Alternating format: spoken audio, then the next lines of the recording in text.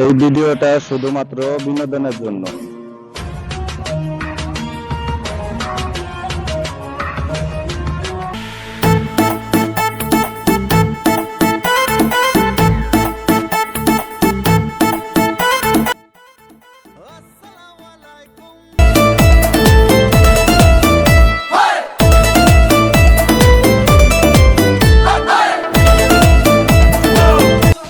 কি দিনকাল আসলো, মানে কুরবানির ঈদ, কুরবানি দেওয়ান লাগে।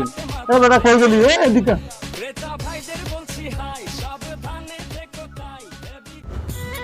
হ্যালো হ্যালো, আসসালামু আলাইকুম মেম্বার সাহেব। ওয়ালাইকুম আসসালাম। সাহেব, এই বেটা পরে কোরবানি উপলক্ষে সরকার 50 বস্তা চাল দিয়েছে গরিব দুঃখীদের জন্য। একটু আস্তে কো, মানুষ শুনতে পাবে না। এই মেম্বারে সারা জীবন তো গরিব দুঃখীদের চাল চুরি করছো, আপনার মনে লাগবে না? বেটা তুই কি কস? আমি কি গরিব না? আমাকে বাসা লাগবে না? আচ্ছা ঠিক আছে, শোন, 30 বস্তা আমার বাড়িতে দিস, আর বাকি 20 বস্তা গরিবদের দিস। মেম্বার সাহেব, আমি তো কিছু শুনি নাই। 30 বছর থেকে 5 বছর দিলেই হবে আমার। আহ, কেমন তো লাগে না? বেটা চল। আস্তাগফিরুল্লাহ, আস্তাগফিরুল্লাহ, আস্তাগফিরুল্লাহ, আস্তাগফিরুল্লাহ, আস্তাগফিরুল্লাহ। মাস্টার, মাস্টার সাহেব, এদিকে আসেন। আসসালামু আলাইকুম। ভালো আছেন ওয়ালাইকুম হুজুর? আসসালাম। ভালো আছি। আসসালামু আলাইকুম হুজুর। ওয়ালাইকুম ভালো আছেন? আসসালাম। আপনার খুব চিন্তিত মনে হচ্ছে। না, তেমন কিছু না আর কি। তো হুজুর ডাক দিলেন, কিছু বলবেন? না, মানে এবারও কুরবানি দেওয়ার চিন্তা ভাবনা আছে, তা একা একা তো কুরবানি দেওয়া সম্ভব না, তাই আসছিলাম। ও, তো হুজুর আপনি তো আমার মনের কথাটাই বলছেন। ঠিক আছে, তাহলে আপনি সাথে আমারে রাখেন, আমি একটা নাম দিব। ওকে ওকে, তাহলে তো ভালো হলো। ওয়ালাইকুম আসসালাম রহমতুল্লাহি ওয়া বারাকাতুহু। কেমন আছেন? আলহামদুলিল্লাহ, আপনার কি অবস্থা? আলহামদুলিল্লাহ, আমি ভালো আছি। মেম্বার সাহেব, তাহলে খবর কি, এলাকার খবর কি?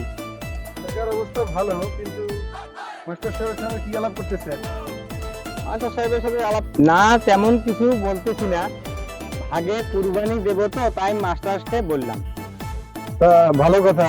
তো আমিও তো এবার কুরবানি দিতে চাইতেছি, তো আমারও ভাগে নেন আপনাদের। আস্তাগফিরুল্লাহ, আস্তাগফিরুল্লাহ হুজুর, আস্তাগফিরুল্লাহ বলেন। আস্তাগফিরুল্লাহ, আস্তাগফিরুল্লাহ, নাউজুবিল্লাহ, নাউজুবিল্লাহ, আস্তাগফিরুল্লাহ, আস্তাগফিরুল্লাহ হুজুর, আস্তাগফিরুল্লাহ বলেন। আস্তাগফিরুল্লাহ, এই নাম্বার সাহেব, এই আমরা তো মিয়া চাউল চুরি করেন, মানুষের গম চুরি করেন, একদিন করিমের এসে দুইটা এই 10 বস্তা চাউল আইছে শুনলাম ওর কাছ থেকে, এর 1 বস্তা চাউল দিবেন, সেটা তো আপনি দিচ্ছেন না।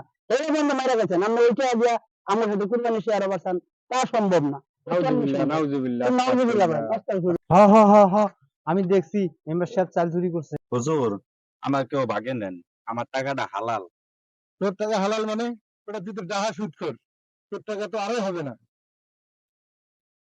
দেখেন মেম্বার, আপনি আমাকে এভাবে ডাইরেক্ট সুদখোর বলতে পারেন না। আমি একজন সুদ ব্যবসায়িক। কই থামুন আপনারা, আপনারা দুজন আর শুনবো না, আপনারা দুজনকার একজনকাকে আর রাখবো না, নেবো না আমরা। হুজুর, আমি বলি কি, এদের কথা তো শুনলেন, এরা তো একটা হালাল পথের না। তবে এই লোকটা খুব দিনমজুরি কাজ করে, হালাল টাকা বিভিন্ন রোজগার করে। আমি বলি কি, এরাই আমাদের সাথে রাখি, তাহলে আমার মনে হয় যে ভালো হবে। হুজুর, আমাকে নিন। গতকাল আমি ব্যাংক থেকে লোন তুলেছি কোরবানি দিব বলে।